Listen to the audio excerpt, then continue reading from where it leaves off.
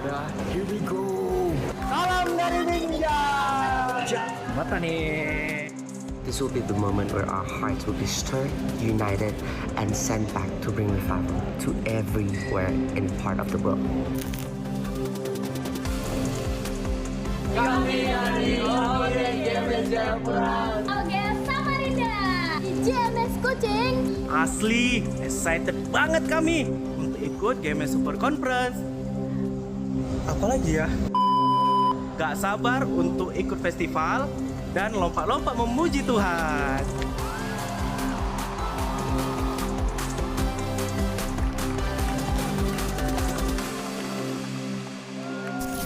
Are you ready? 10, 9, 8, 7, 6, 5, 4, 3, 2, 1.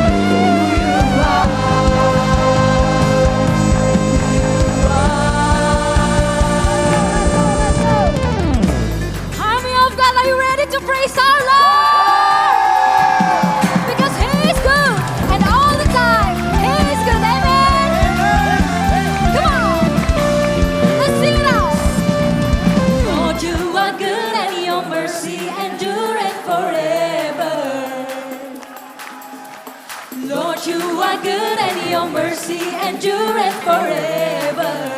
Sing, people, people from every nation and tongue, from generation to generation, we worship. Come on, army of God, hallelujah. Let's stand to His presence, amen. Hey, come on. Let's jump.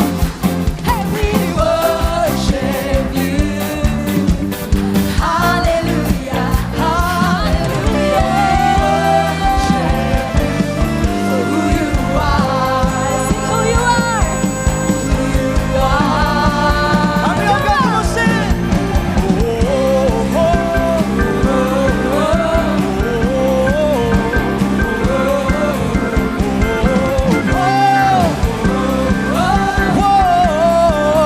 Let's declare together. Lord, you are good and your mercy endureth forever. Sing, Lord, you are good and Lord, you are good and your mercy endureth forever. One more time, sing, Lord, you are good. Lord, you are good and your mercy. endureth forever. Oh, Lord, you are good and Lord, you are good and endureth forever. Come on, baby, sing it Come out. on! People from every nation and tongue, From generation, jump, jump, say, we worship you. Hallelujah, hallelujah, hallelujah. We worship you for who you are. We worship you, Jesus. Hallelujah, hallelujah. We worship you for who you are. Army of God, sing it. You are good. Yes, you are. Yes, you are. Yes, you are. So good, so good. Yes, you are. Yes, you are. Yes, you are.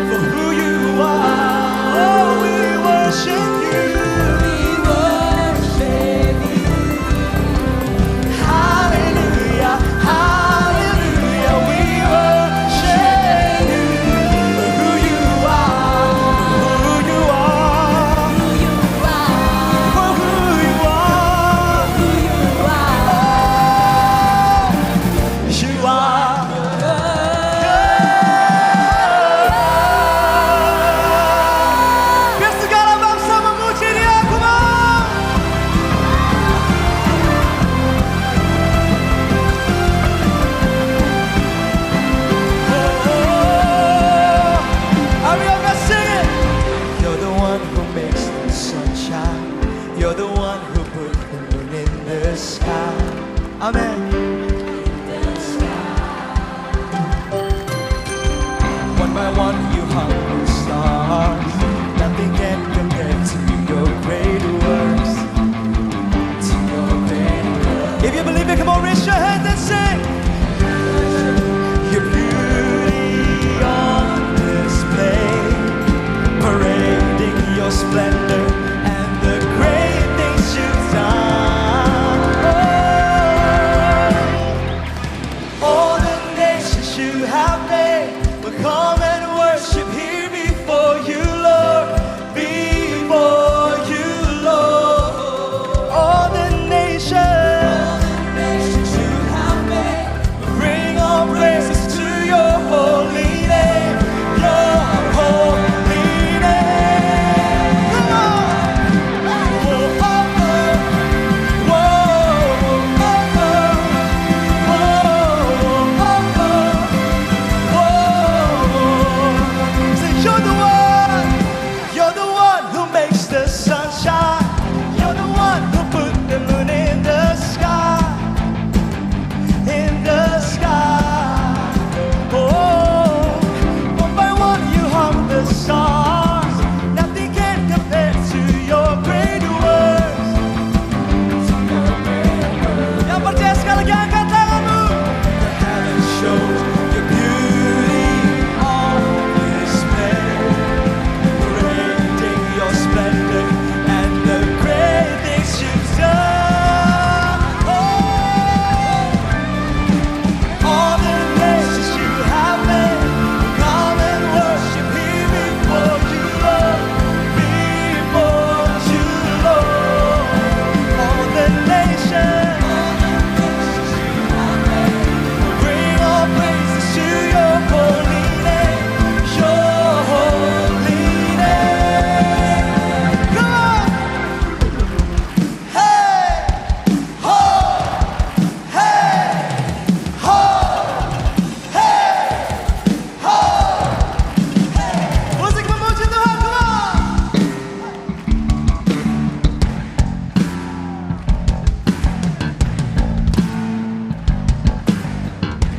Sama-sama angkat tangan kita. Oh, oh, oh. Oh, oh, oh. Jesus, you're the one. There's no one else but you. No one like you, Jesus. Oh, oh, oh. Jesus, you're the one. There's no one else but you. Anak muda yang mengasihi Tuhan, jump, jump, jump, jump. Oh, oh, oh. Jesus, you're the one. There's no one else but you. Oh, oh, oh.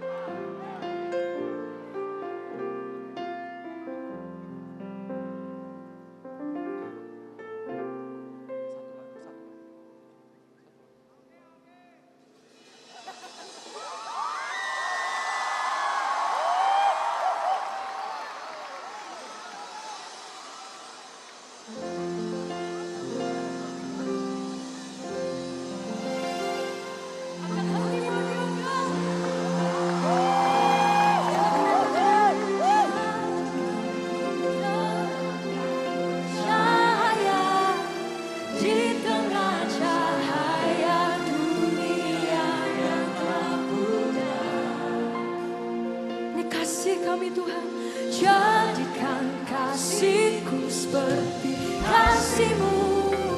Ku rindu melihat kemenangan yang besar. Katakan sekali lagi dengan hatimu. Jadikan ku terang yang bercahaya di tengah cahaya dunia yang gelap pudar. Oh, jadikan kasih-Ku seperti kasih-Mu. Ku rindu melihat kemenangan yang besar. Sing it out. Jadikan ku terang yang bercahaya di tengah cahaya dunia yang tak pudar. Jadikan kasih kami, jadikan kasih-Ku seperti kasih-Mu. Ku rindu melihat kemenangan yang besar. Katakan generasiku. Haleluya. Boleh kita sama-sama serukan haleluya dalam hitungan ketiga. 1, 2, 3. Haleluya. Sekali lagi 1, 2, 3. Army of God. You love Jesus. You love Jesus. Sambil kembali ke tempat duduknya, bilang sama kanan kirinya, you are army of fire. You are generation of warriors. Sambil kembali sapa-sapa kanan kirinya, walaupun gak kenal, tepuk-tepuk pundak mereka. Sambil kembali ke tempat duduk, bilang yo army.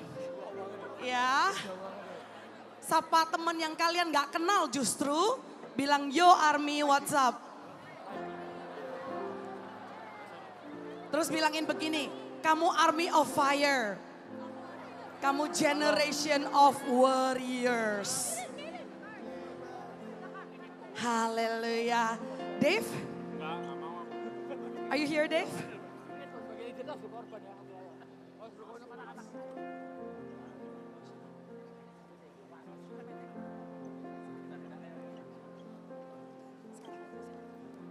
Haleluya. Siapa yang diberkati di sesi-sesi sebelum ini dan semakin haus dan lapar untuk sesi-sesi berikutnya? Pastikan di setiap sesi kita membawa diri kita semakin dekat dengan Tuhan. Amin. Boleh taruh tanganmu di hatimu. Katakan, aku mau semakin dekat. Lebih dekat. Ku ingin mengenalmu lebih dekat. Ini doa generasi ini. Makin dalam. Lebih dalam ku mengasihimu. Bawa kami dekat, bawa ku dekat. Lebih dekat, ku ingin mengenalmu lebih dekat. Semakin dalam, lebih dalam, ku mengasihimu.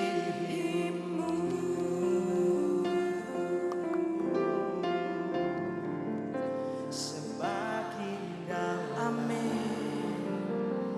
Lebih dalam, Ku mengasihimu. kami mengasihimu Tuhan. Semakin dalam, semakin dalam, lebih Dalam ku mengasihimu.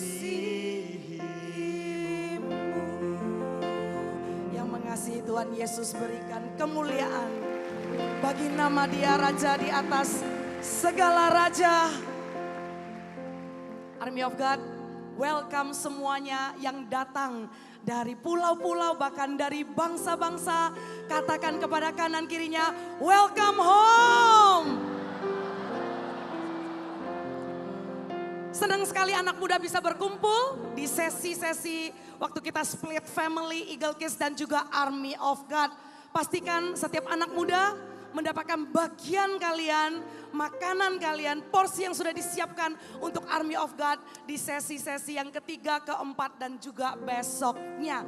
Di sesi yang ini kita akan undang narasumber yang di dalam bidang-bidang mereka juga menjadi church builder. Kita tahu di sesi ini adalah faith dan excellence menjadi impact. Siapa di sini yang mau bawa dampak besar demi kemuliaan nama Tuhan? Lambaikan tangannya, berikan tepuk tangan buat Tuhan. Kita harus grounded in faith. Kita juga harus excellent, perbesar kapasitas. Dan nantinya apapun yang kita lakukan di bidang apapun. Di sini ada yang sekolah, ada yang kuliah, ada juga yang barusan merintis. Army of God kita punya tagline, saya ingin dalam hitungan ketiga kalian sebutkan tagline kita dengan suara yang paling lantang seperti seorang army. Are you ready? Satu saya katakan Army of God, langsung saja 1, 2, 3 Army of God. Army of God.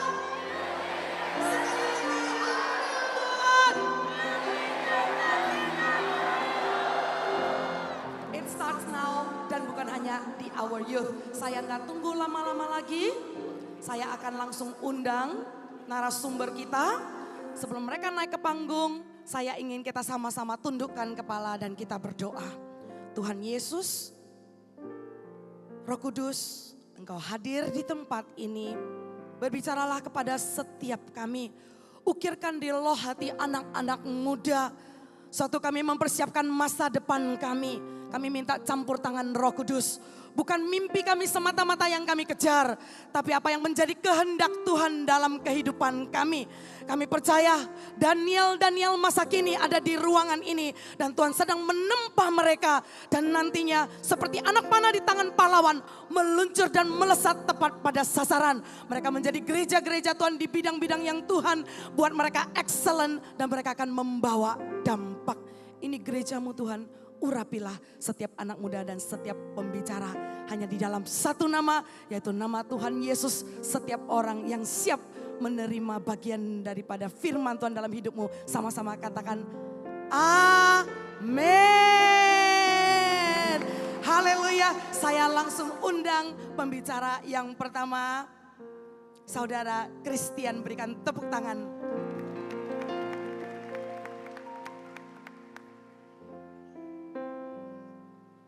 Masih semangat semuanya? Ayo, yang semangat sekali lagi bisa dorong temennya. Semangat, semangat, semangat. Wah, mantap. Oke.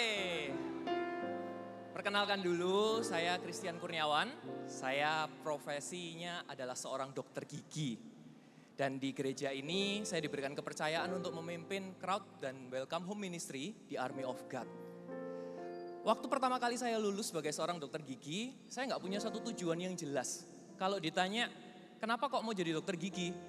Kenapa kok kerja dokter gigi? Jawabannya simpel, karena kuliahnya kedokteran gigi. Ya udah, itu aja. Kuliahnya udah susah, masa nggak dipakai, ya kan? Lalu sampai satu hari saya ngobrol lah sama Cemek. Waktu ngobrol tiba-tiba Cemek bilang, Sike, kamu kan baru lulus. Kamu harus berdoa sama Tuhan. Buat apa kamu jadi dokter gigi? Dokter gigi itu ada banyak. Tapi kenapa kok kamu harus jadi dokter gigi? Kamu harus doa sama Tuhan. Dalam hati ya, pemimpin ini kadang agak merepotkan memang ya. Saya aja kuliah dokter gigi aja gak ada tujuannya yang jelas. Ini disuruh memikirkan tujuan yang lebih mulia lagi. Tapi karena pemimpin tuh pasti tahu yang terbaik buat kita. Saya berpikir, ya Tuhan, oke oke. Saya coba pikirkan ya, saya bawa dalam doa. Lalu akhirnya pada saat saya saat teduh, tiba-tiba Tuhan ngomong ada sebuah ayat yang melompat di dalam hati saya. Ayatnya di Kejadian 12, ayat 2 sampai 3. Ini ayat yang very familiar, ini adalah janji Allah kepada Abraham. Ya, ayatnya boleh minta tolong ditampilkan. Bunyinya seperti ini. Aku akan membuat engkau menjadi bangsa yang besar dan memberkati engkau serta membuat namamu masyhur. Wah, ini adalah janji yang semua orang mau. Bener ya? Kalau kita kerja jadi besar, namanya masyhur, diberkati. Ini tentang uang dan popularitas. Semua orang pengen ini. Tapi ternyata Tuhan gak berhenti hanya di ketiga hal itu tadi. Yang selanjutnya Tuhan ngomong, engkau akan menjadi berkat. Dan dikatakan lagi, aku akan memberkati orang-orang yang memberkati engkau dan mengutuk orang-orang yang mengutuk engkau. Dan ayat yang terakhir, ini yang benar-benar melompat di dalam hati saya. Dan olehmu semua kaum di muka bumi akan mendapat berkat. Dari sana Tuhan ngomong kalau kamu kerja, tujuannya cuma satu.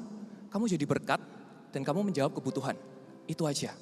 Saya percaya kalau profesi kita harus menjadi saluran berkat dan menjawab kebutuhan orang lain. Bukan hanya untuk uang dan bukan hanya untuk popularitas. Setuju ya? Yang setuju boleh angkat tangan? Amin? Setuju ya?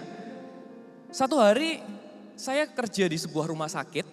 Waktu saya kerja di sebuah rumah sakit, tiba-tiba ada seorang bapak-bapak. Dia ini datang, dok gigi saya sakit banget dok. Lalu saya bilang, ya udah Pak, ayo kita cek. Lalu saya cek, wah kalau orang nggak pernah ke dokter gigi, pasti di dalam mulutnya itu udah komplikasi, udah banyak banget hal-hal yang harus diobati. Saya bilang, oke Pak, penyebabnya ini ada banyak, kita bisa kerjakan semuanya hari ini. Yang penting Bapak pulang, Bapak pasti udah nggak sakit. Lalu dia bilang, dok, tapi mohon maaf, saya ini nggak ada uang dok. Boleh nggak dibantu resepin saya obat aja? Saya nggak apa-apa dok, saya tahan deh sakitnya. Lalu saya ingat ayat ini, kamu harus jadi berkat. Tiba-tiba Tuhan itu menggerakkan hati saya, Tuhan berikan kasih, sehingga saya bilang ke bapaknya, Pak boleh nggak saya izin, saya rawat gigi bapak nggak usah bayar, udah nggak apa-apa. Dia bilang, masa sih dok, tapi ini harganya mahal, saya ini beneran nggak punya uang loh dok, gimana? Saya bilang, udah Pak nggak apa-apa, Bapak duduk aja, saya rawat. Boleh ya Pak ya? Mungkin karena dia ini udah galau, sungkan sebenarnya, tapi giginya udah sakit nggak punya pilihan, akhirnya ya udah dok dirawat. Setelah dirawat tiba-tiba wajahnya itu langsung ceria banget. Orang kalau sakit gigi itu kan wajahnya murung ya, kayak orang tuh kayak kepikiran gitu loh, wajahnya tuh pucat, kayak gelap gitu auranya. Tiba-tiba dia ceria, bisa ketawa-ketawa bapaknya. Terus dia tuh salamin saya berkali-kali sampai nunduk. Dokter terima kasih ya dok, dokter sudah rawat saya, gigi saya sudah nggak sakit dok, saya sudah nggak pusing. Dia salamin saya berkali-kali sambil wajahnya itu berkaca-kaca sampai pengen nangis. Terima kasih ya dok, saya itu udah berbulan-bulan, gigi saya sakit tapi saya nggak punya uang untuk berobat. Kok hari ini waktu saya nganterin saudara saya ke rumah sakit, kok tiba-tiba dokter tuh baik mau rawat saya secara gratis. Akhirnya dia keluar, terima kasih ya dok. Tahu nggak waktu orang itu keluar, saya duduk ke tempat praktek saya dan saya ngomong, Tuhan thank you ya. Hari ini saya tahu untuk apa saya jadi dokter gigi. Hari ini bukan tentang uang, saya nggak dapat uang. Saya nggak dapat popularitas, saya lakukan itu di rumah sakit kecil. Tapi ada sebuah damai di dalam hati kalau kita itu menemukan panggilan kita dalam profesi kita. Ya, uang dan popularitas itu penting. Ya, memang bisa membeli kebahagiaan. Ya, betul. Tapi uang dan popularitas itu bukan satu-satunya sumber kebahagiaan kan? Dan kebahagiaan yang ditimbulkan uang dan popularitas itu nilainya cuma sementara. Manusia itu dasarnya nggak pernah puas. Dia pasti pengen uangnya lebih besar. Dia pasti pengen popularitas pengakuan dari orang yang lebih banyak lagi. Tapi kalau kita menemukan panggilan kita dalam sebuah profesi kita, ada sebuah tempat di hati kita yang gak bisa diisi sama yang lain. Cuman bisa damai sejahtera dari Tuhan. Tapi syaratnya kita harus temukan panggilan kita itu apa. Amin. Dan dari sana, Tuhan ajarin saya, kalau kita dibilang jadi berkat, itu kata-kata yang very cliche. Semua orang dengar ya. Ya kalau kamu harus jadi berkat. Tapi Tuhan itu ajari saya, Tuhan kita itu adalah Tuhan yang mengerti, bisa membahasakan. Tuhan ajarin saya sebuah prinsip bagaimana caranya adalah menang dan menang. Menang dalam artian kita juga diberkati seperti janji Allah kepada Abraham. Tapi menang juga untuk customer dan klien kita. Bagaimana kita juga memikirkan orang lain. Orang dunia punya prinsip yang sama, tapi bedanya dia menang dan kalah. Saya yang penting cuan, saya kaya, orang lain ini urusan dia sendiri. Gak apa-apa lah, bahannya diganti dikit gak sesuai promo, kan dia juga gak bisa bedain. Gak apa-apa lah, prosedur ini gak usah dilakuin, cut the cost. Kan dia gak tahu, efeknya baru berapa tahun kemudian, ntar bukan kamu yang disalahin, di dokter yang lain. It's okay. Oh pasien yang ini kaya, udah sayang banget sama kamu. Udahlah, kamu naikin lah harganya. Dia juga pasti gak kerasa kok buat dia. Tahu nggak kalau kita pengen jadi berkat buat orang lain, tapi di dalam hati kecil kita ada perasaan ingin merugikan customer kita. Itu sudah salah. Kalau kita kerja, anak muda, mulai dari usia kita muda, kita harus kerja punya integritas. Dilihat nggak dilihat, orangnya tahu atau nggak tahu, kita tetap lakukan yang benar. Amin. Dan dari sana ada juga prinsip yang kebalikannya, kalah dan menang, di mana kita menderita berdarah-darah untuk menolong orang. Saya percaya satu hal. Kita nggak bisa bagiin sesuatu yang kita nggak punya. Gimana caranya ada orang yang berbuat baik sama orang, hidupnya semua baik, tapi hidupnya penuh dalam penderitaan. Saya percaya pasti ada yang salah dengan cara kerjanya. Karena Tuhan juga pengen janji diberkati ini adalah janji Allah untuk kita. Amin. Jadi prinsipnya adalah menang dan menang. Hati bisa membuat kita menjadi berkat. Tapi skill itu memperluas jangkauan kita. Hati tadi kita udah banyak bahas ya. Soal hati udah banyak bahas gimana caranya kita tulus membantu orang, gak berharap uang dan popularitas. Tapi anak muda gak boleh cuma berhenti aja di hati. Anak muda juga harus terus belajar dan mengembangkan skill. Satu hari saya kerja di sebuah, waktu saya baru lulus ya, saya kerja di fasilitas kesehatan tingkat pertama. Kalau yang di dunia medis pasti tahu ini biasanya klinik yang hanya kasus-kasus yang sederhana. Tiba-tiba satu hari ada kecelakaan besar, ada seorang kuli bangunan yang datang, dengan wajahnya itu udah berdarah-darah sama teman-temannya. Lalu dibilang, kenapa? Wajahnya habis ketimpa alat berat dok. Jadi ini mukanya udah berdarah-darah, bibirnya udah sobek semua, dalam rahangnya itu udah sobek semua. Pokoknya semua itu merah. Lalu ditanya sama rumah sakitnya, ini bisa diapain dok? Saya bilang, kalau misalnya di sini kita cuma bisa bersihin lukanya, kita stop bleedingnya, lalu kita kirim ke rumah sakit. Memang prosedurnya seperti itu. Kepala UGD-nya juga bilang, oke, bener, kita lakukan itu. Sambil tunggu ambulans kita bersihin lukanya.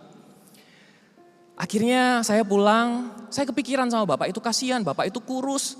Dia tuh gak pakai baju datang karena kuli bangunan kan, badannya kurus, hitam. Terus dia tuh yang orang yang udah ngelamun gitu loh, kayak sakit pak, udah kayak gak respon. Saya bilang, Tuhan, semoga Tuhan berkati ya, nanti di rumah sakit cepat ditangani, bapak ini gak apa-apa. Tiba-tiba Tuhan ngomong di dalam hati kecil saya, tahu nggak? Kalau kamu bisa bedah dan kamu bisa jahit, harusnya kamu bisa tolong dia di sana sebelum dia di rumah sakit.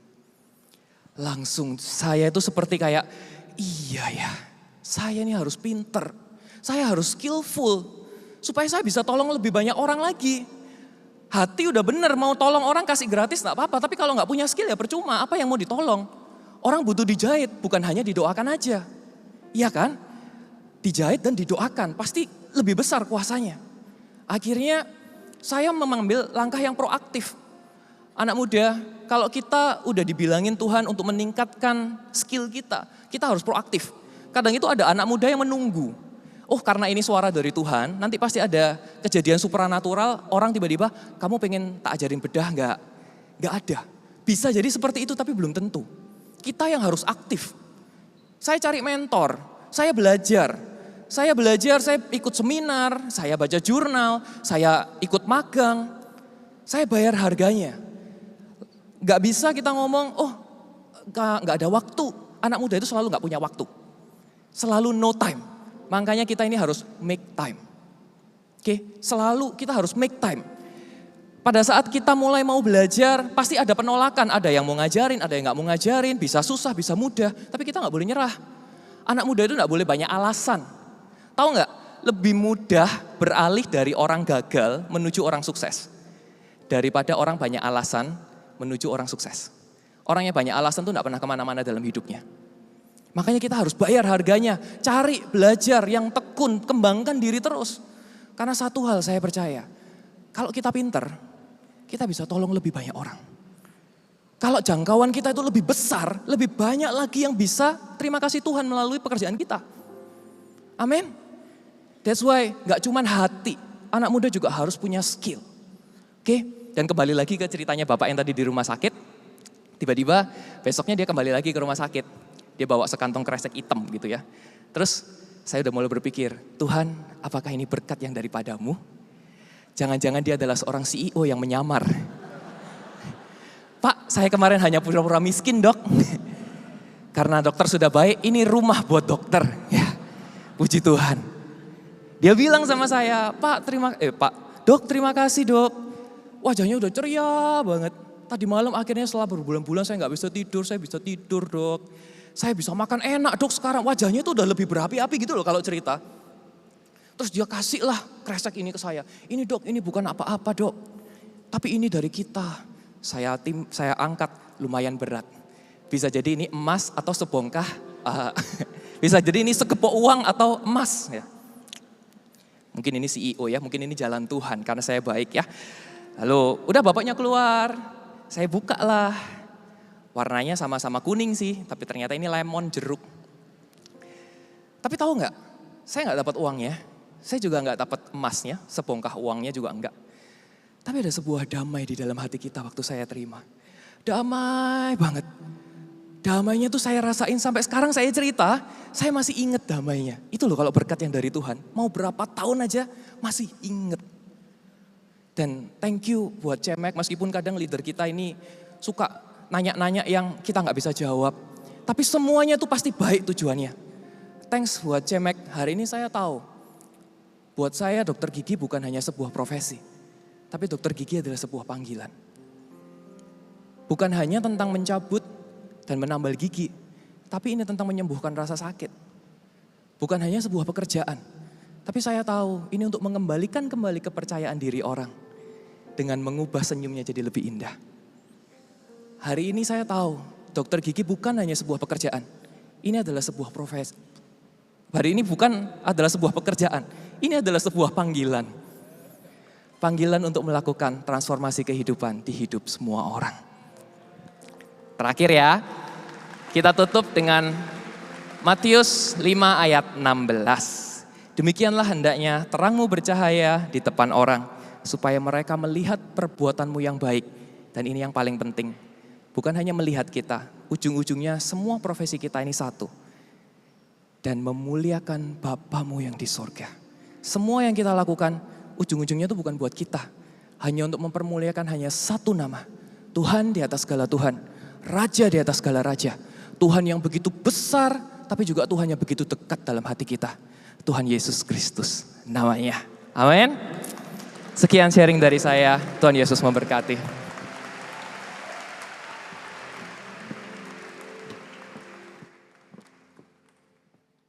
Hai.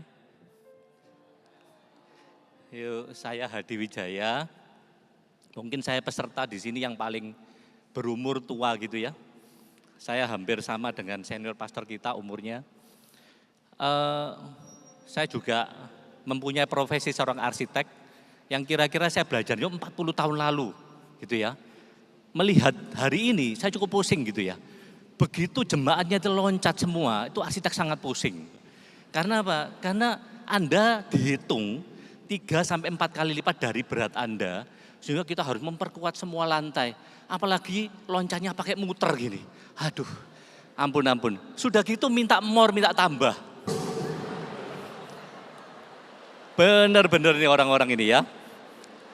Jadi hari ini saya ingin menceritakan sesuatu tentang teknologi yang sedang menurut saya dalam 1-2 tahun ke depan akan sangat merubah dunia yang kita lihat sekarang, yaitu artificial intelligence.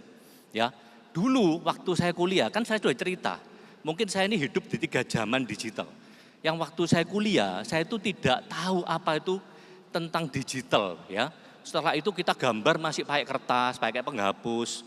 Setelah itu kalau ada salah kita masih kayak hapus dan gambar ulang.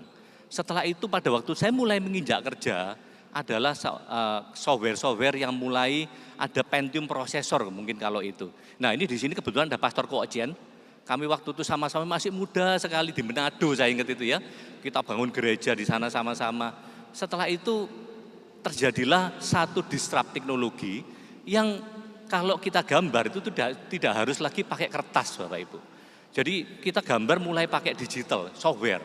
Setelah itu 10 tahun kemudian kira-kira tahun 2000-an kita melihat satu namanya teknologi baru namanya virtual reality.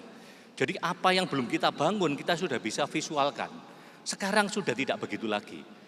Dalam 3 bulan terakhir, itu waktu kita masih membuat gereja dengan cara manual, itu sekarang sudah bisa dikerjakan hanya dalam waktu 1 menit. Wah, saya kaget. Ini benar-benar satu loncatan teknologi yang sangat besar. Nah, tolong slide berikutnya tentang Daniel. Daniel hidup di 3 masa. Ya, waktu dia muda, dia dipilih oleh namanya Raja Nebukadnezar. Setelah itu dia dipilih karena kepandaiannya. Dia dipilih karena dia mempunyai roh yang luar biasa. Bersama 3 temannya, dia mulai diuji. Diuji dengan apa? Coba, ini mungkin bisa lebih pintar kalau dikasih makan raja katanya. Dicoba dikasih makan raja. Ternyata dia tidak mau. Next slide ya. Ayat yang selanjutnya itu bicara tentang seperti ini. Daniel berketetapan tidak menajiskan dirinya dengan santapan raja dan dengan anggur yang biasa diminum oleh raja. Dimintailah kepada pemimpin istana itu supaya ia tidak usah menajiskan dirinya. Kita mungkin hidup di era yang sangat aneh menurut saya. Yang dulunya, saya pikir dulu, kalau orang mau berhasil itu selalu, ya kuasailah beberapa skill. Kita melatih diri sedemikian rupa, setelah itu kita menjadi pandai dan kita bisa sukses karena skill yang kita punya. Sekarang saya banyak sekali dimintai prom orang. Kalau bisa bikin sesuatu yang bagus, selalu orang tanya promnya apa. Setelah promnya didapat mereka bisa menjadi bahkan lebih pandai dari kita. Karena prom inilah sebenarnya skill yang kita ambil dari orang, terus kita aplikasi untuk kita sendiri. Kita hidup di zaman itu. Daniel waktu itu juga hidup di zaman yang dia tidak mengerti. Karena dia dibuang ke Babel, setelah itu dia memilih untuk tidak ikut-ikutan dengan lingkungan sekitarnya. Akhirnya inilah yang disebut iman Daniel, saya sebut waktu itu. Dia memilih untuk mempertahankan apa yang di dalam hatinya. Sehingga inilah yang disebut Daniel itu kenapa kok dia mempunyai suatu roh yang luar biasa. Karena dia mempunyai iman kepada Allahnya. Next slide yang kedua. Saya baca juga di Daniel pasal 6 ayat 4. Tentang maka Daniel ini melebihi para pejabat tinggi dan para wakil raja itu. Karena ia mempunyai roh yang luar biasa. Ya mungkin Daniel hidup di zaman yang berubah seperti kita sekarang. Tetapi roh ini dia tetap pertahankan. Dia memilih untuk tetap melihat Allah. Mungkin dia tidak hidup di zaman teknologi yang seperti sekarang. Tetapi pilihannya inilah yang membuat dia beda dengan orang-orang sekitarnya. Akhirnya di sana ditemukanlah dia 10 kali lebih pandai. Bahkan raja bermaksud menempatkan Daniel dan kawan-kawannya atas seluruh istananya, kuasanya. Seperti itu. Dan apa impact yang dibawa oleh Daniel saat itu? Akhirnya, next slide, orang-orang tidak senang. Sekitarnya tidak suka sama Daniel, karena kamu kok beda sendiri. Kamu lebih pandai. Kenapa kok seperti itu? Para musuhnya itu memilih untuk mencelakakan dia. Dia dijebak oleh para orang yang tidak suka. Akhirnya raja berketetapan untuk memasukkan dia ke dalam gua singa. Nah, apa yang terjadi? Daniel pasal 6 ayat 23 mengatakan, Allahku telah mengutus malaikatnya untuk mengatupkan mulut singa-singa itu, sehingga mereka tidak mengapa-ngapakan aku. Akhirnya Allah turun tangan. Nah, cukup tentang Daniel. Ya, akhirnya apa yang kita bisa pelajari dari semua kasus ini? Ternyata semua apa yang Daniel dapat itu dia dikasih oleh Allah. Dia mendapat segala sesuatu dari Allah, mulai dari kepandaiannya, mulai dari apapun yang dia alami, kok bisa singa mengaturkan mulutnya. Waktu itu saya juga kuliah. Saya dulu waktu SMA, saya itu ranking 2. Tetapi dari belakang. Ini benar. Karena saya enggak suka belajar. Saya itu kalau enggak rata-rata 6,1, ya 6. Guru saya bilang, Hadi kalau kamu enggak les ke saya katanya, saya sampai les matematika guru saya. Les matematika ke guru matematika. Kalau kamu sampai enggak les, kamu enggak naik kelas katanya gitu. Iya benar. Setelah itu saya umur 17-18, saya bertobat menerima Tuhan. Akhirnya dari seorang yang enggak suka belajar dan suka mencontek, tahu mencontek ya? Mungkin sekarang enggak relevan mencontek itu apa Pak? Sekarang semua ChatGPT. Enggak, zaman dulu tuh enggak ada itu handphone yang bisa searching Google, enggak ada. Kalau kita belajar itu pakai kertas fotokopi. Setelah itu kalau saya mencontek, saya tulis di bangku. Semester 1. Nilai saya tetap pas-pasan gitu. Akhirnya semester 2 saya memilih untuk tidak mencontek lagi. Saya percaya saya bertobat gitu. Tiba-tiba karena saya tahu firman, ya, permulaan hikmat adalah takut akan Tuhan. Terus saya pegang. Tiba-tiba nilai saya melonjak. Semester 2. Dan enggak cuma melonjak, teman-teman saya melihat ada sesuatu yang beda nih sama temanku ini. Saya dijadikan ketua kelas. Ketua kelas itu 8 semester berturut-turut, bayangkan. 8 semester. Saya tiba-tiba menjadi orang yang pandai tanpa saya mencontek lagi. Saya masuk dunia kerja. Setelah itu saya belajar arsitek, saya tetap melajari teknologi sampai sekarang. Tadi yang kalian lihat gambar di atas, saya bikin sendiri. Pakai AI. Bener. Terus kita juga ngadakan workshop. Saya ngambil pelayanan TPG di GMS. Itu workshopnya itu tentang AI for church builder gitu ya. Yang ikut 120 orang gitu. Jadi hari ini tentang impact itu kita memilih untuk percaya kepada Tuhan. Kita mempunyai roh yang luar biasa. Setelah itu kita berdampak ke sekitar kita. Ternyata roh yang luar biasa itu kalau saya baca di naskah aslinya, itu bukan hanya tentang roh, tetapi tentang kelakuan kita. Sehingga Tuhan berkenan, dia memberikan sesuatu yang beda ataupun kepandaian yang akhirnya orang akan melihat. Dan ini juga kita jujur di dalam kerjaan.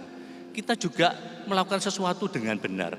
Kita juga melakukan sesuatu dengan tidak melukai orang. Itu roh yang luar biasa. Jadi itu bukan cuma tentang roh yang ada di kita, tetapi tercipta kepada satu tindakan kita. Jadi roh yang luar biasa itu bisa diandaikan kalau di Timotius itu ada analogi tentang tentang petani, prajurit, atlet dan petani. Tetapi saya mau kembali ke Daniel dulu sebelum saya ulas itu ya. Ternyata Daniel tidak hanya mempunyai roh yang luar biasa, tetapi dia juga mempunyai teman-teman yang luar biasa. Next slide tentang Daniel pasal 3. Saya bacakan. Lalu ini cerita tentang Sadrak, Mesak dan Abednego. Lalu Nebukadnezar mendekati pintu perapian yang menyala itu. Berkatalah ia, Sadrak, Mesak dan Abednego, hamba-hamba Allah yang maha tinggi, keluarlah dan datanglah kemari. Ternyata Daniel dimasukkan gua singa, teman-temannya juga. Dan Tuhan juga menyelamatkan. Jadi selain kita mempunyai iman, kita mempunyai urapan di atas kepala kita roh yang luar biasa. Kita juga harus mempunyai teman-teman yang sama-sama percaya kepada Tuhan. Di situ akhirnya saya melihat bahwa ternyata enggak cuma itu keberhasilan yang kunci keberhasilan itu apa sih? Ya kita harus punya iman. Kita punya skill. Kita punya roh yang luar biasa. Kita punya teman-teman yang mendukung kita. Kita juga punya sikap di dalam kita yang tercermin menjadi tindakan. Tentang prajurit. Ya, next slide. 2 Timotius pasal 2 ayat 4. Seorang prajurit yang berperang itu tidak memusingkan dirinya dengan soal-soal penghidupannya. Dia tetap bekerja atau melakukan segala sesuatu hanya untuk menyenangkan komandannya. Setelah itu ada mentalitas yang harus kita ambil tentang atlet. Atlet bertanding itu dengan aturan-aturan tidak boleh dilanggar. Setelah itu saya cepat aja ya, farmer, petani. Petani itu sabar, tetapi dia yang pertama kali menuai hasilnya. Next slide. Satu saat saya diberi tugas untuk membangun rooftop. Kalau kalian lihat yang sebelah kiri ya berarti ini tentang Yosua di Gibeon. Cerita seorang manusia yang Tuhan mendengarkan permintaannya sampai Tuhan bersedia untuk menggantikan matahari dan bulan langsung. Ini yang saya sebut urapan korporat. Yang dijelaskan pada waktu Pastor Philip menjelaskan penglihatannya. Ini yang saya sebut pastor korporat. Yang sebelah kanan kalian, yang kanan itu berarti mana? Sini ya. Sini ya. Ini rooftop. Ya. Pada waktu tim TPG dikasih tugas untuk membangun rooftop. Itu saya sebagai arsiteknya, saya sampai menunda. Ini mumpung tidak ada orang yang ngasih tugas ini, saya tidak tahu di mana orangnya. Ini ya. Jadi waktu dikasih tugas itu saya merasa itu tidak masuk akal. Ini mustahil untuk dilakukan. Kenapa? Bayangkan seperti ini. Kalian punya rumah 3 lantai, membangun rumah 3 lantai di atasnya. Itu sesuatu yang nggak masuk akal. Secara hitungan itu tidak bisa dikerjakan. Tidak bisa. Sehingga akhirnya saya memilih untuk menunda-nunda tugas itu. Saya tunda-tunda, ini benerkah? Ini benerkah dibangun seperti ini? Saya tuh sampai nggak ngerti gimana cara memulainya waktu itu. Setelah itu tiba-tiba saya dikasih tahu bahwa nanti ya peletakan batu pertanyaan minggu depan. Aduh, itu langsung kayak arah pacu jantung di dada saya, duk gitu. Mungkin secara hitungan bisa membangun rumah 3 lantai di atas gedung 3 lantai, itu mungkin bisa. Tetapi masalahnya di bawah itu ada orangnya, ada tokonya, dan itu hidup waktu itu. Dan saya tidak menyangka, waktu itu saya tuh tidak menyangka ada COVID. Tahu COVID? Semua orang tidak boleh keluar, seluruh dunia tidak boleh keluar. Bukankah itu seperti Gideon yang sampai Yosua sampai Tuhan mendengarkan, ayo matahari berhenti. Tuhan menghentikan seluruh manusia di muka bumi untuk tidak keluar rumahnya. Sehingga GMS bisa membangun 3 lantai di atasnya. Seperti itu. Saya tuh enggak habis pikir waktu itu gimana caranya. Jadi semua yang saya pelajari, semua apapun.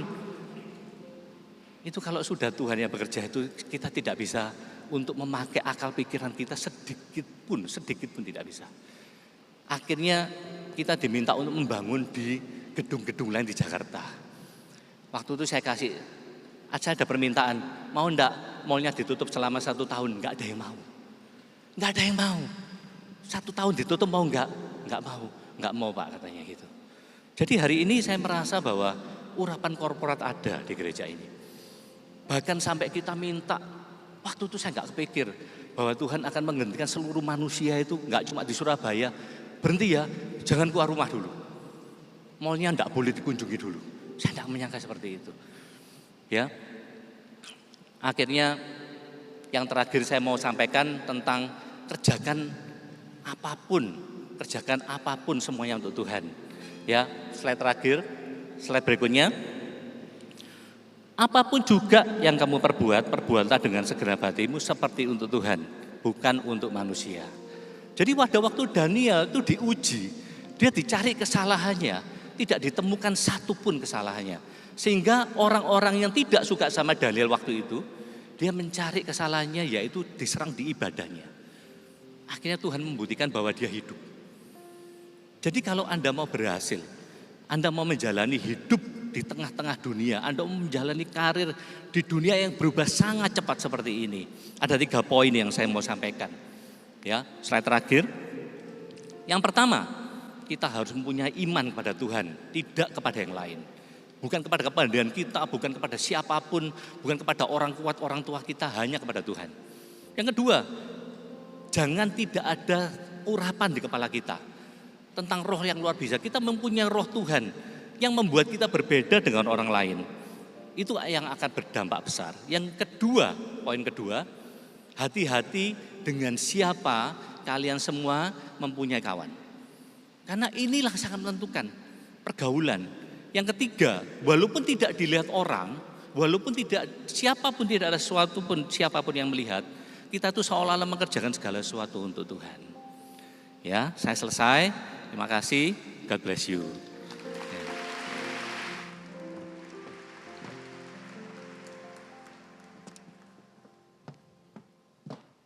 Cek. Hai. Hai. Shalom. Kamek tadi berpesan untuk memperkenalkan diri sendiri. Saya Yandi Lawrence.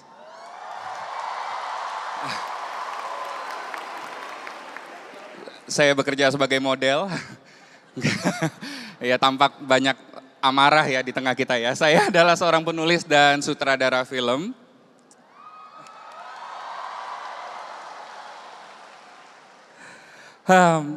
Dua minggu sebelum Super Conference saya susah tidur, saya khawatir dan galau sekali Tuhan mau ngomong apa ya.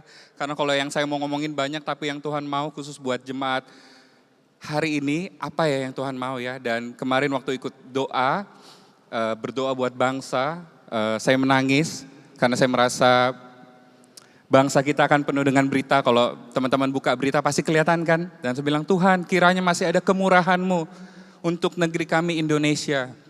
Dan saya merasa di dalam doa itu saya menangis dan Tuhan bilang masih ada kemurahan untuk bangsa ini. Dan jawaban Tuhan adalah kamu. Kamu adalah jawaban Tuhan, kemurahan Tuhan buat bangsa ini di masa depan. Faith, excellent impact. Slide pertama. Saya mau bagikan, boleh? Teman-teman, I don't care about the impact. Saya tidak pernah benar-benar peduli terhadap impact. Kenapa? Sering dengar nggak? Saya kalau lagi konseling, saya berjemaat di GMS Gandaria City, Jakarta Selatan, dan oh ada suaranya di sana. Saya jadi tim leader di Young Adult hampir 10 tahun, dan kalau konseling terhadap anak yang sedang galau dengan kerjanya, selalu saya tanyakan pertanyaan ini. Apa alasan sesungguhnya kamu bekerja? Kenapa kamu mau bekerja? Kenapa kamu mau lakukan ini? Dan jawabannya sering sekali nggak pernah benar-benar bisa firm. Jawabannya, aku mau jadi berkat buat banyak orang. Gimana kalau tidak banyak orang bisa kamu berkati? Aku ingin memberi sesuatu, gimana kalau itu tidak terjadi? Pertanyaan-pertanyaan itu terus saya tanyakan membantu jemaat atau anak yang bersangkutan menemukan alasan sesungguhnya kenapa kita mau bekerja. Kenapa I don't care about the impact? Karena siapa sih tokoh di Alkitab yang sangat peduli pada impact? Ada yang tahu? Dia adalah Saul. Kita baca ya, di 1 Samuel 15 ayat 24-30. Berkatalah Saul kepada Samuel, aku telah berdosa sebab telah kulangkahi titah Tuhan dan perkataanmu. Tetapi aku takut kepada rakyat, karena itu aku mengabulkan permintaan mereka. Saul adalah raja yang care so much tentang apa yang rakyatnya lihat tentang dia. Tentang impact, tentang image. Maka sekarang ampunilah kiranya dosaku, kembalilah bersama-sama dengan aku, maka aku akan sujud menyembah kepada Tuhan. Tetapi jawab Samuel kepada Saul, aku tidak akan kembali bersama-sama dengan engkau, sebab engkau telah menolak firman Tuhan, sebab itu Tuhan telah menolak engkau sebagai raja atas Israel. Ketika Samuel berpaling hendak pergi, maka Saul memegang punca jubah Samuel, tetapi terkoyak.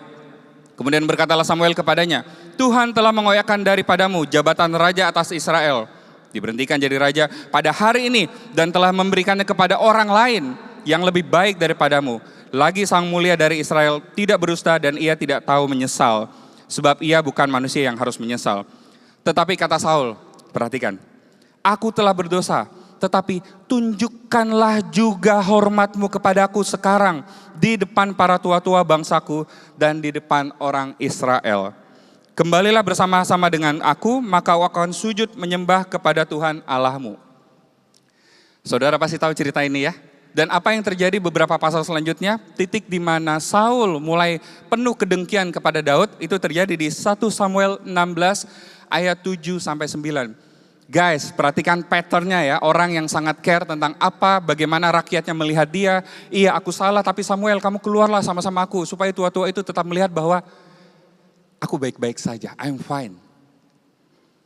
1 Samuel 18 ayat 7-9, dan perempuan-perempuan yang menari-nari itu menyanyi berbalas-balasan. Katanya, Saul mengalahkan beribu-ribu musuh, tetapi Daud berlaksa-laksa. Lalu bangkitlah amarah Saul dengan sangat.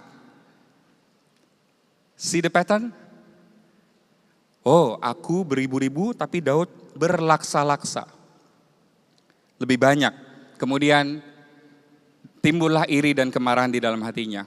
Don't get me wrong, next slide. Saya sejauh ini sudah membuat 4 film.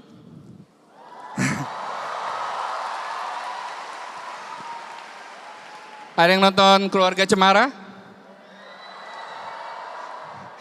Itu 1,6 juta penonton untuk film panjang pertama. Puji Tuhan. Jatuh cinta seperti di film-film. 650.000 penonton, enggak juta-juta tapi balik modal dan untung. Puji Tuhan. 1 kakak 7 ponakan. 1,2 juta penonton, balik modal dan untung. Saya membuat 1 kakak 7 ponakan dan saya bilang karena saya merantau di Jakarta, saya tumbuh besar dibesarkan oleh seorang kakak yang bukan saudara tapi care terhadap kehidupan saya, dia CGL saya. I do. Waktu saya baca cerita original mendiang Mas Wendo, satu kakak, saya bilang saya tahu perasaan ini. Dibesarkan, dijagain seorang kakak yang tidak ada hubungan darah, tapi mencintai saya begitu rupa. Saya nggak bisa bilang tentunya Dawa Film bahwa pengalaman saya adalah kakak saudara seiman dalam Kristus. So kamu punya CGL di sini? Beri tepuk tangan dulu buat CGL-CGL yang sudah jadi kamoko dalam hidupmu. Ada yang nonton Sore Istri dari Masa Depan? Sore 3,1 juta penonton. Puji Tuhan. Rame banget. Traffic postingan di dunia digital mencapai 60.000 postingan. Orang ngepost buat konten lagi hanya dari nonton filmnya. Dan film 3 juta penonton itu banyak, tapi 3 juta penonton dengan viralitas dan emotional conversation yang terjadi di media sosial tidak banyak. Sore melakukan itu. Impact-nya luar biasa, tapi kenapa saya bisa bilang I don't care about the impact? Nanti di poin terakhir, oke? Tetap bersama dengan saya. Poin berikutnya adalah let's redefine excellent. Katakan excellent. Kolose 3 ayat 22 sampai 23, tadi udah dibacakan Pak Hadi, saya bersyukur. Hai hamba-hamba, taatilah Tuhanmu yang di dunia ini dalam segala hal. Jangan hanya di hadapan mereka saja untuk menyenangkan mereka, melainkan dengan tulus hati karena takut akan Tuhan. Apapun juga yang kamu perbuat, perbuatlah dengan segenap hatimu seperti untuk dan bukan untuk manusia. Next slide. Berarti ada 3 poin. Redefine excellent. Apapun, segenap hati, dan untuk. Ayo kita bahas satu-satu ya. Apapun. Di sini ada yang anak basket. Angkat tangan boleh? Ada yang main basket? Saya dibesarkan masa SMA saya, SMP saya main basket. Dan waktu sebelum tahu talenta saya adalah bikin film, taunya talenta saya adalah main basket. Jadi kalau saya main basket, prinsip saya adalah setiap tetes keringat yang jatuh di lapangan, setiap inci gerakanku di lapangan adalah persembahan untuk Tuhan. Jadi sekalipun teman main saya mungkin tidak kooperatif, sekalipun lawan tanding saya berbuat foul, saya tetap bermain dengan sangat jujur dan dengan sepenuh hati. Karena untuk Tuhan, apapun. Next slide. Ini adalah foto yang diambil di atas kapal pemecah es waktu kita syuting di Finland, di atas laut yang beku. Ketika saya syuting, saya lakukan dengan sepenuh hati, dengan sangat fokus, menyenangkan, bisa jalan-jalan. Next slide. Ini adalah proses pengambilan gambar shot 1 film Sore, kalau yang nonton. Gambar es retak, kita benar-benar mengambilnya. Jadi waktu saya tulis scene 1, eksterior, terlihat kapal pemecah es, memecahkan es. Saya menulisnya dengan mentalitas, kayaknya produser saya akan hapus nih, mahal banget gitu ya. Tapi setelah saya jelaskan artinya, produser saya setuju dan kita benar-benar berangkat ke sana dan execute scene itu. Jadi dari main basket ke syuting yang seru, next. Ini adalah proses menulis, masih banyak sekali keisengan saya setiap pagi habis antar anak saya sekolah. Saya biasa mampir ke kafe sebelah sekolahnya lalu duduk menulis sampai dia pulang sekolah. Dan macam-macam, kadang-kadang pindah-pindah kafe, work from cafe. Saudara kalau tadi lihat proses syuting, di sini ada yang mau jadi filmmaker? Oke. Proses syuting sangat seru ya. Bisa ke Finland melihat kapal pemecah es, bisa ke Korea, ke negara-negara, ke seluruh Indonesia juga bisa. Tapi ada proses menulis yang saya bisa melakukan ini setiap hari 10-12 jam di depan laptop dan seringkali dengan layar kosong, tidak tahu harus menulis apa. Kalau kamu masih sekolah, masih kuliah, kamu mungkin relate sama perasaan ini. Mau kerja tapi stuck, bengong di depan laptop dan bukumu. Ada yang pernah ngalamin? Kabar baiknya, bengongnya pun kamu perjuangkan itu adalah persembahan buat Tuhan. Beri kemuliaan buat Tuhan. Next slide. Itu istri saya, dia teman SMA saya. Waktu kita sebangku kelas 1 SMA karena hari pertama duduknya pasti diacak. Saya naksir dengan dia terus saya bilang, kita sebangku aja yuk.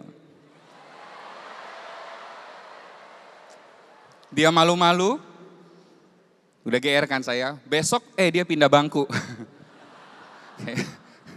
Dia tidak tahu 13 tahun kemudian saya memaksa dia duduk di bangku pelaminan.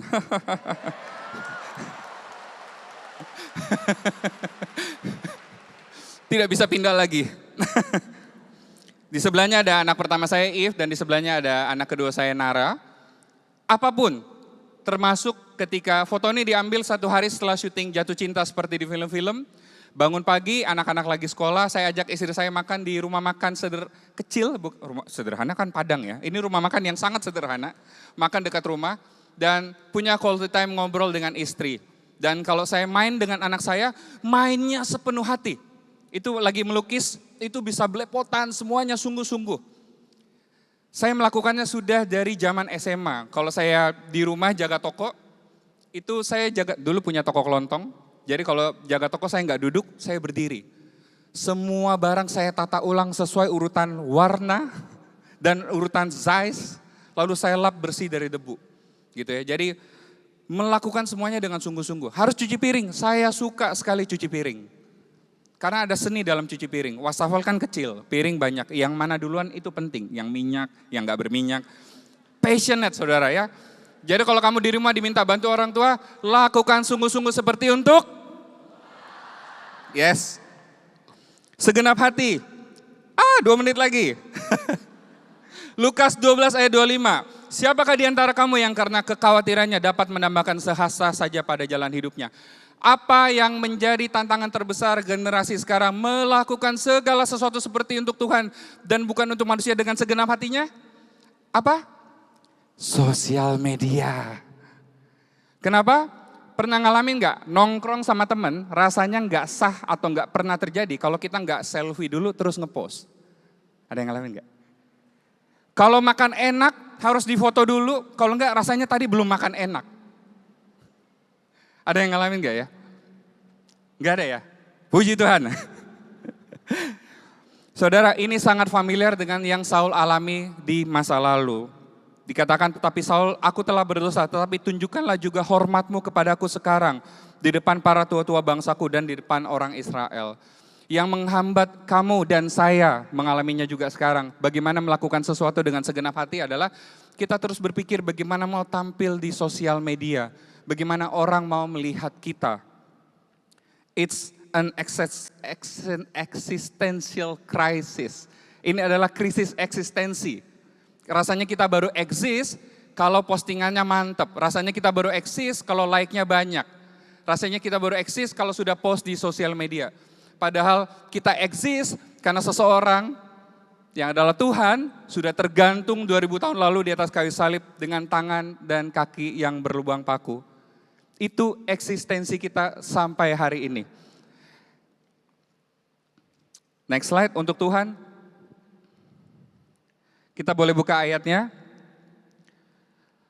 Bagaimana sih takaran kita sudah melakukan excellent untuk Tuhan? Boleh buka ayat di kita baca. Tada, belum ada. Di Kejadian, bukan dong. Oke, saya buka sendiri.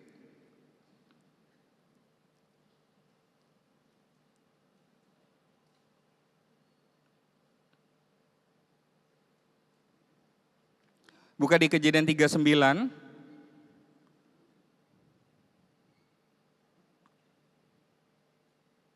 Ayat 6. Yusuf bekerja di rumahnya Potifar. Segala miliknya diserahkannya pada kekuasaan Yusuf dan dengan bantuan Yusuf ia tidak usah lagi mengatur apa-apa selain dari makanannya sendiri. Adapun Yusuf itu manis sikapnya dan elok parasnya. Boleh ayat berikutnya kita lompat apa yang Firaun berikan. Kata Firaun kepada Yusuf, oleh karena Allah telah memberitahukan semua ini kepadamu, tidaklah ada orang yang demikian berakal budi dan bijaksana seperti engkau. Engkaulah menjadi kuasa atas istanaku dan kepada perintahmu seluruh rakyatku akan taat. Hanya tahta inilah kelebihanku daripadamu. Can you see the pattern? Potifar dan Firaun ketika Yusuf bekerja dengan sangat excellent, mereka semua sampai di titik di mana mempercayakan semuanya. Kalau Potifar itu sampai tinggal ngatur makannya aja, kalau Firaun bahkan memberikan cincin materai, kuasa penuh atas pemerintahannya. Itu adalah takaran excellent. Saudara, kamu sekarang lagi sekolah, lagi kuliah, ada yang sudah kerja, apakah orang tuamu masih mengawasi sekolahmu? Apakah dosen dan gurumu masih nge-push kamu supaya do the best? Ataukah mereka sudah sampai di titik Potifar dan Firaun yang bisa bilang sama kamu, sepertinya kamu tidak perlu diawasi lagi. Apa saja di sini, apa saja yang kamu dipercayakan, kamu sudah lakukan dengan segenap hatimu seperti untuk Tuhan dan bukan untuk manusia. Army of God, takaran excellent kita sama seperti Yusuf. Sampai titik di mana orang-orang yang menjadi otoritasmu mempercayakan tanggung jawabnya penuh di tanganmu. Kamu tidak perlu diawasi lagi. Ada amin? Terakhir, dengan cepat, our faith.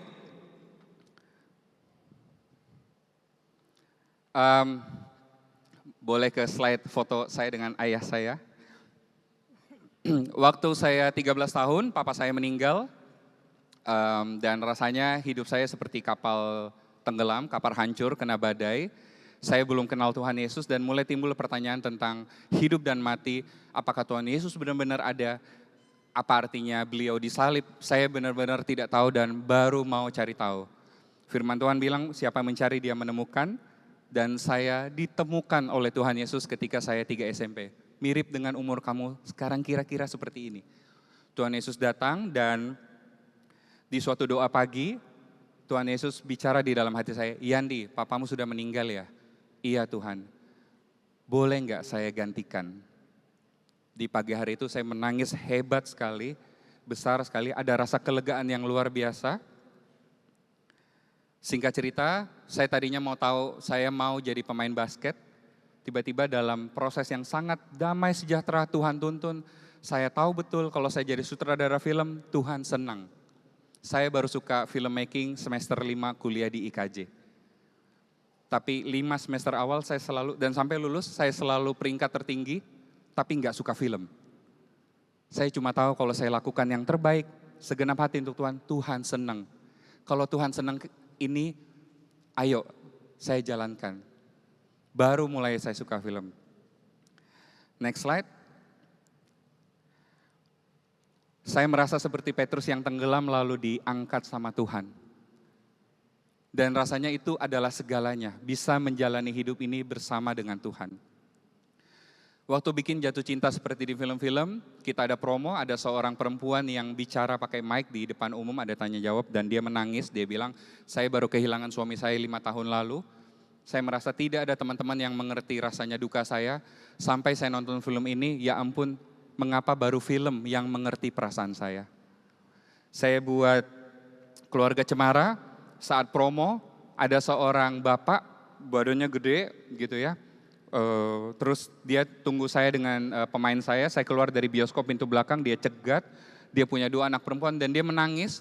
Dan dia bilang film ini menyadarkan saya kerja keras setengah mati tapi baru kali ini saya tahu bahwa ya harta yang paling berharga ya mereka ini, keluarga saya yang mau saya utamakan. Dia menangis dan peluk kita. Dan dari looknya ini bukan seorang ayah yang sangat biasa mengungkapkan perasaannya. Dan semua anaknya menangis karena tidak pernah lihat papanya menangis. Saya buat 1 kakak 7 ponakan, ada seorang perempuan yang habis kita putar filmnya di lobi itu menangis gak bisa berhenti. Saya tanya, apakah kamu ngalamin kayak gini? Dia bilang, saya gak ngalamin kayak gini sama sekali, tapi suami saya. Bertahun-tahun kami menikah, saya gak pernah ngerti kenapa suami saya care sekali sama keluarganya. Sampai saya nonton film ini, saya baru paham apa yang di-carry suami saya. Dan hari itu rumah tangganya dipulihkan. Terakhir sore ada banyak testimoni. Salah satunya di Surabaya, waktu saya main ke Surabaya, ada seorang bapak-bapak tinggi, saya masih ingat looknya, botak, keker, remes tangan saya, kenceng banget, terus dia menangis, dia bilang, saya sudah memutuskan untuk cerai dengan istri saya. Istrinya ada di belakangnya, nangis, gak berani lihat saya, sembunyi. Somehow karena filmnya viral, kami nonton masing-masing, lalu kami ketemu, kami membicarakan ulang keputusan kita. Mas Yandi, terima kasih sudah hadir di pernikahan kami. Saya menangis.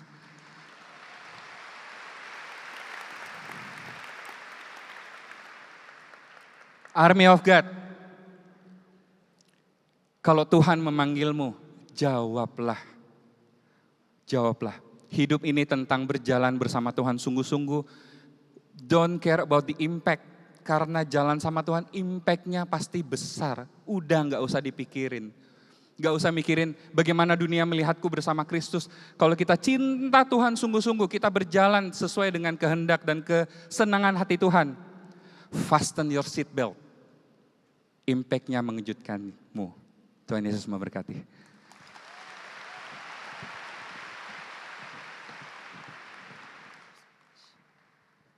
Haleluya, yang diberkati oleh Tuhan, berikan tepuk tangan sekali lagi. Kita mendengarkan orang yang mencintai Tuhan lewat profesinya. Dokter gigi, arsitek, dan kemudian seorang penulis dan juga sutradara. Perkenalkan narasumber yang berikutnya, saya adalah seorang guru piano dulu. Dulu saya jadi seorang guru piano dan kemudian saya move on, saya jadi hamba Tuhan sekarang. Tapi ada satu hal yang saya ingat waktu jadi guru piano itu, yang saya ingat bukan cuman betapa happy-nya ya murid saya waktu dibilang gak ada les gitu ya. Atau kasih tahu nanti sebulan ke depan yang ngajarin bukan Miss Mac ya tapi orang lain, yeay gitu ya. Terus waktu guru lain itu bilang she is back, oh no the evil is back gitu. Bukan itu yang saya ingat. Tapi sangat membekas sampai hari ini, seolah-olah itu barusan kemarin aja. Di profesi saya sebagai seorang guru piano pun, saya ada satu orang murid yang berapa minggu dia gak datang les. Kemudian saya cari tahu sesuatu terjadi di keluarganya. Papanya mengambil nyawanya sendiri, kemudian rumahnya habis kebakar dan kokonya masuk penjara karena ngedrak. Dan saya nggak dengar kabar anak ini berminggu-minggu. Saya bayangkan berarti cuma sisa anak ini adalah anak perempuan dan juga mamanya di rumahnya. Dan nggak tahu di rumah mana juga karena rumahnya kebakar. Kemudian akhirnya datanglah anak ini. Waktu datang anak ini dia cuma terdiam, dia nggak bisa ngomong apa-apa. Dan waktu itu saya cuma bisa tawarin doa. Dan di waktu itu saya yakin itu adalah Tuhan. Saya ngajarin dia tuh bukan private lesson, tapi itu adalah group lesson yang biasanya ada 5 orang murid lainnya. Jadi dalam satu kelas itu ada 6 orang gitu loh. Tapi karena saya kepikiran dia terus dan saya ingin banget doakan dia, hari itu bisa-bisanya 5 murid yang lain itu gak datang. Cuman murid itu yang datang. Saya duduk berdua sama murid itu. Saya juga gak bisa banyak ngomong, saya cuma bisa doakan anak itu. Saya doakan anak itu, dia pulang. Saya lihat dia tentunya setelah pulang gak akan langsung baik-baik aja. Dia akan kontak saya lagi dan beneran dia kontak saya lagi.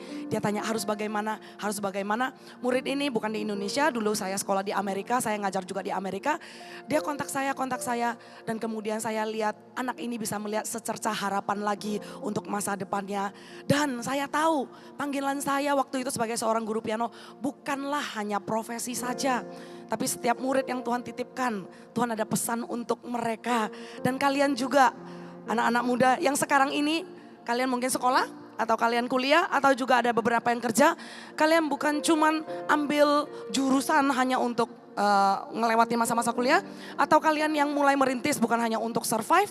Tapi di akhir sesi ini, saya ingin undang kalian semua minta visi dari Tuhan. Karena firman Tuhan berkata, dari mulut bayi akan bernubuat, dari teruna-teruna ini akan mendapatkan penglihatan. Penglihatan itu adalah visi.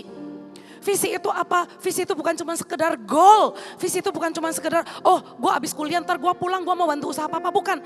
Tapi yang namanya visi itu adalah panggilan dan kehendak Tuhan yang lebih besar daripada apa yang menjadi cita-citamu. Dan hari ini sebelum kita menutup dan mengakhiri sesi ini, saya ingin mengajak, kalau kamu sudah ada di dalam jurusan kuliahmu atau kamu yang sudah bekerja, mintalah sama Tuhan pakai kamu untuk menjadi lebih besar daripada apa yang kamu kerjakan. Bukan cuma untuk menyelesaikan job desk, tapi untuk bawa dampak. Tapi bagi kamu yang belum tahu mau ambil jurusan apa, atau kamu yang sudah ambil jurusan tapi ambilnya asal-asalan, atau kamu yang sudah bekerja tapi hanya untuk survive mode, tidak melihat sebuah tujuan, saya mau undang, minta sama Tuhan visi itu. Minta sama Tuhan penglihatan itu. Suatu kamu minta, tadi orang yang saya sebut, belum tahu mau ambil jurusan apa. Dan juga kalau udah di jurusannya itu masih mikir-mikir mau ganti jurusan. Yang kerja itu hanya datang ceklok dan gak ada tujuan. Minta sama Tuhan dengan berlutut. Boleh saya minta semuanya bangkit berdiri. Haleluya. Tuhan, ini hidup kami. Nanti sewaktu berdoa minta visi dan minta penglihatan itu. Bagi Anda yang belum tahu mau ambil jurusan apa. Bagi Anda yang galau dan seperti tidak ada tujuan di dalam jurusan yang kamu ambil atau kerja nggak menemukan tujuan. Berlutut ya, tapi tunggu aba-aba saya. Mari kita hampiri Tuhan terlebih dahulu. Ini hidup kami Tuhan. Tuhan, inilah hidupku.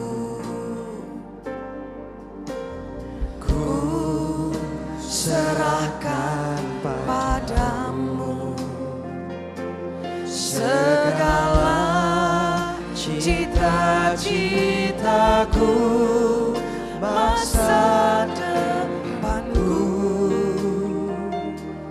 menjadi milikmu. Jadikan kami terang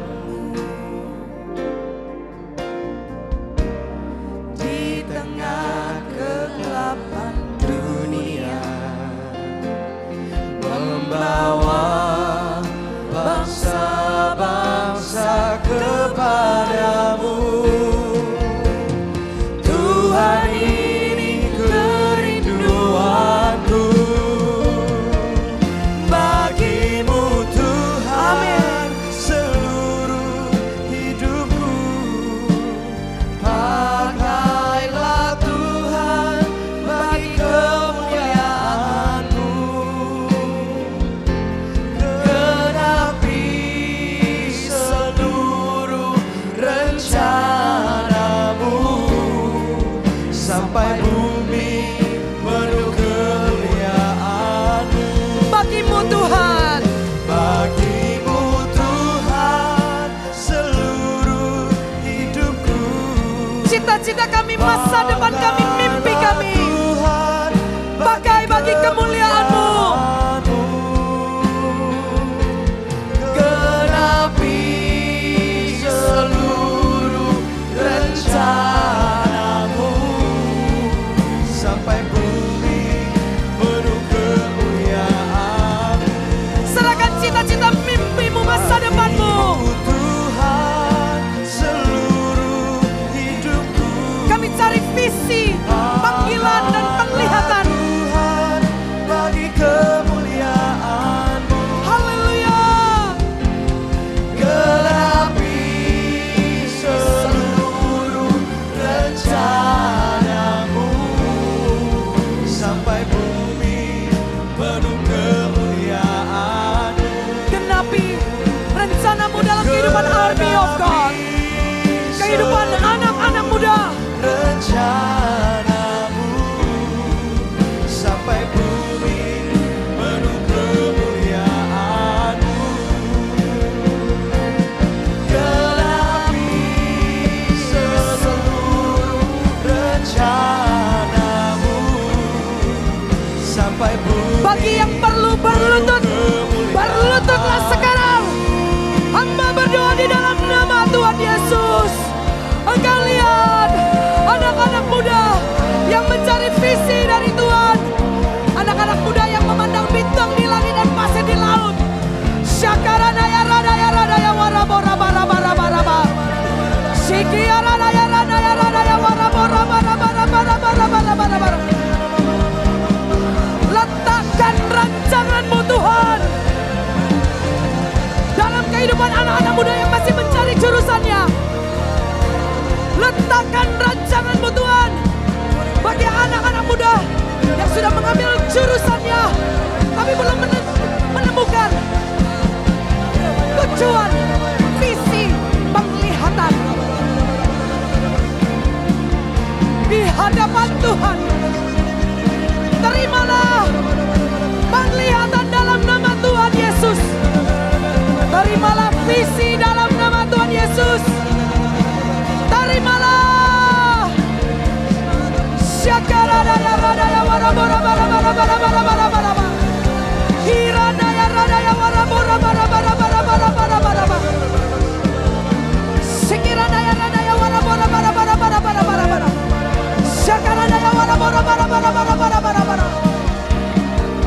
Bagi yang berdiri juga persembahkan hidupmu. Bagi yang berdiri juga penuhi aku dengan doa-Mu, penuhi aku dengan hikmat-Mu. Jadikan aku Daniel masa kini, jadikan aku Stefanus, jadikan aku Yusuf.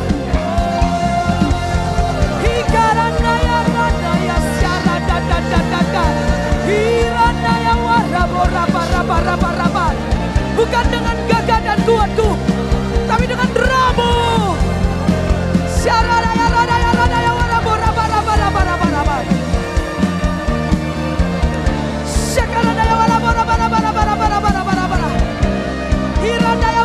Aku masih muda, tapi aku punya Tuhan yang menaruh rancangannya dalam hidupku. Aku melihat 5 tahun dari sekarang, aku melihat 10 tahun dari sekarang. Aku melihat Tuhan sudah ada di depan sana. Bawa aku Tuhan, masuk ke dalam rancangan-Mu dalam nama Tuhan Yesus. Yang aku kejar bukan popularitas, yang aku kejar bukan uang, yang aku kejar bukan posisi, tapi ku kejar rancangan-Mu. Syakarandaya warabora bara. Hikarandaya warabora bara. Syakarandaya ranaya waramo. Bagimu Tuhan, Bagimu Tuhan seluruh hidupku. Pakailah Tuhan bagi kemuliaan-Mu. Genapi seluruh rencana-Mu sampai bumi penuh kemuliaan-Mu. Bagimu Tuhan seluruh hidupku. Pakailah Tuhan bagi kemuliaan-Mu. Genapi seluruh rencana-Mu sampai bumi penuh yang berlutut saya undang, mari semuanya bangkit berdiri. Pandanglah wajahnya. Engkau sudah terima visi penglihatan. Berdirilah dan angkatlah wajahmu. Genapi seluruh rencana-Mu sampai bumi penuh kemuliaan-Mu. Genapilah rancangan-Mu atas kehidupan kami, anak-anak muda. Rencana-Mu sampai bumi penuh kemuliaan-Mu. Genapi seluruh rencana-Mu sampai bumi penuh kemuliaan-Mu.